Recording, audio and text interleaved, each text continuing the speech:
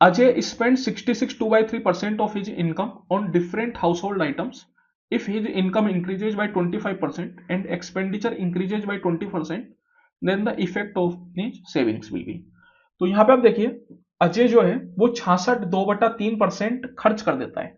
66 2/3% की अगर मैं बात करूं तो ये कितना होता है, 66 का 3 बार में 198, 198 प्लस 2 हो गया 200, 200/3%। तो अगर मैं परसेंट हटाऊं तो परसेंट हटा के अपन क्या करते हैं, 1/100 लिख देते हैं। तो 200/3 मल्टीप्लाई 1/100, तो ये आ गया आपके पास 2/3।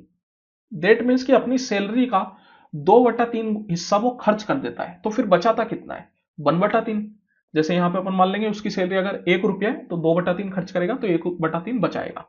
तो अब आप यहाँ पे उसकी सैलरी को, मतलब उसकी इनकम को 300 रुपए मान लीजिए, क्योंकि अगर आप 3 रुपए मानेंगे तो फिर परसेंटेज निकालने में काफी दिक्कत आएगी। तो 300 रुपए मान लीजिए। तो उसका एक्सपेंडिचर कितना हो जाएगा, 2/3 खर्च कर रहा है, दैट मीन्स 300 का 2/3 मतलब 200 रुपए।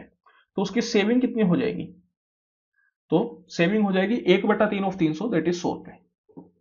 अब बोला जा रहा है कि जो इनकम है वो 25% बढ़ी। 300 पे अगर आप 25% बढ़ाएंगे तो कितना होगा, देखिए 100 का 25% होता है 25 रुपए, तो 300 मतलब 3 इंटू 100, तो 25 इंटू 3 दैट इज 75 रुपए। 300 का 25% हो गया 75, तो इनकम हो गई 375।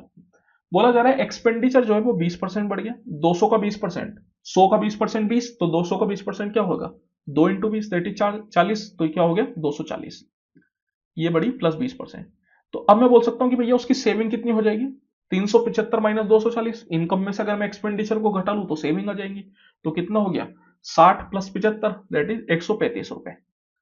तो जो सेविंग है वो 100 रुपए से बढ़ के 135 हो गई, मतलब 35 रुपए बढ़ गई कितने पे, 100 रुपए पे।